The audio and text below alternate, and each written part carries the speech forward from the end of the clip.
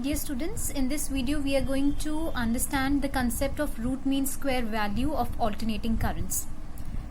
The root mean square value of alternating current is defined as that value of steady current which would generate the same amount of heat in a given resistance in a given time as is done by the AC when passed through the same resistance for the same time. Now, let us try to break this definition and understand the concept of root mean square. Suppose we have a circuit in which we have the source of current, that is an AC current, and we have another circuit in which we have a steady current. Now, according to the definition, let us try to understand it. Suppose in case 1 we have alternating current, and in case 2 we have steady current. Now, according to definition, root mean square velocity for an alternate current is that value of steady current which would produce same amount of heat, which means alternating currents root mean square value is that value of steady current for which the amount of heat produced is same as would be produced by the alternating current when both the currents are passed through a resistance, say of resistance R. So when the value of steady current which produces same amount of heat on passing through a resistance R for the same time is equal to the value of heat produced by an alternating current which is passing through the same resistance for the same time, then that value of steady current becomes the root mean square value of the alternating current. So now let us try to look at the definition again. So the root mean square value of AC is defined as that value of steady current. So AC is that value of steady current which gives same amount of heat, which means here also H amount of heat is produced, here also H amount of heat is produced in a given resistance. Suppose we have a given resistance R. So both the currents will produce same amount of heat for the same resistance for the same given time T. So again, now I hope the definition is very clear. It is that value of steady current which would produce in a given resistance for a given time same amount of heat as is done by the AC when passed to the same resistance for the same time. So this was the definition of root mean square velocity. Now let us try and derive the expression for root mean square velocity. For it, we consider that the current moving through the resistance, that the alternating current is I is equal to I naught sine omega t. We know we can represent the alternating current either in terms of sine or cos theta. Here we are taking the expression of sine. So I is equal to I naught sine omega t, where I naught is your maximum or the peak value of current. Now we are considering that this current flows through the resistance R. For a small time dt, the amount of heat produced would be dH. And by Joule's law we know H is equal to IR square T, I square RT.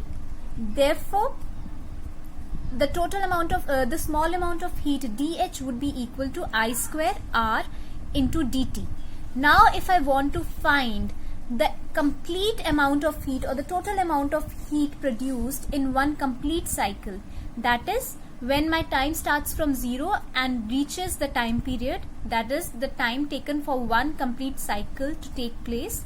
So in one complete cycle, the time it goes from 0 to capital T, that is the time period. So the total amount of heat can be calculated by integrating the second equation. So when I integrate this, I get total amount of heat as H, and since we are integrating with respect to time, so it would be the intervals would be from starting point, that is 0, to the final time period, that is capital T. So I square R dt. Now let us substitute the value of I. We have seen that I is equal to I naught sine omega t. So we are going to substitute this here. So what do we get? we get h is equal to 0 to t. Instead of I, we are writing I naught sine omega t. Then rest of the term is as such, r dt. Now I naught, the peak value that can be attained, is constant. Similarly, the value of resistance R is also constant. So we take the constant out. Since we have a whole square, so we'll get I naught square. So we take out I naught square R dt, and inside we are left with sine square omega t. Now we know sine square omega t is equal to 1 minus cos 2 omega t by 2. This is a simple trigonometric relation, as we know sine square theta is equal to 1 minus cos 2 theta by 2, and in our given expression theta is equal to omega t. So what I get, sine square omega t is equal to 1 minus cos 2 omega t by 2. This is what we are replacing here.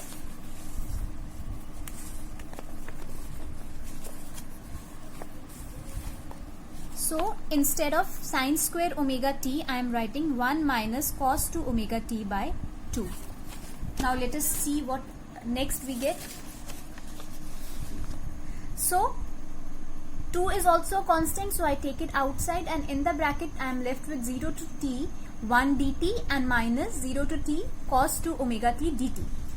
Now integrating, we know dt's integration give us t, and the interval is 0 to t. Similarly, the integration of cos 2 omega t is sine 2 omega t divided by the coefficient of t, and the coefficient of t here is 2 omega. So I have got 2 omega in the denominator. When I substituting the upper limit minus subtracting the lower limit. So here instead of t, first I put capital T minus the lower limit 0. Similarly here minus sine 2 omega. First of all, instead of t, I am substituting the upper limit, so it is sine 2 omega capital T by 2 omega. And again, if I substitute the lower, this entire angle, it becomes 0, so I am left with sine 0. Now we know sine 0 is 0, so we can remove the last term. So here we are left with t minus 0 t minus sine 2 omega t by 2. Instead of omega, I am substituting its value 2 pi by t. So I have got t minus sine 2 into 2 pi by t upon t into t upon 2 omega. T and t gets cancelled. So I am left with 4 pi. So this entire term reduces to t minus sine 4 pi upon 2 omega. Since we know sine n pi is equal to 0, so this second term, it gets reduced to 0. Hence h is equal to I naught square r by 2 in bracket I am left with t. So the entire amount of heat produced is equal to I naught square RT by 2. Now this was the first expression for heat we have got. Now let us consider that the RMS value of alternating current is IV. Now according to definition, this current would produce the same amount of heat in the resistance R for the same time T. So the time we had taken was one time period. So directly applying for this AC RMS value of AC current, directly applying the Joule's law of heating, we get H is equal to IV square RT, since the current here is represented by IV. So now we have got two expressions of heat. When we equate both of them, we get IV square RT is equal to I naught square RT by 2. RT and RT gets cancelled. IV square comes out to be I naught square by 2, and I naught square by 2. When I take the under root of both the sides, I get IV is equal to I naught by root 2, which is nothing but 0.701 into I naught, since 1 by root 2 is 0.701.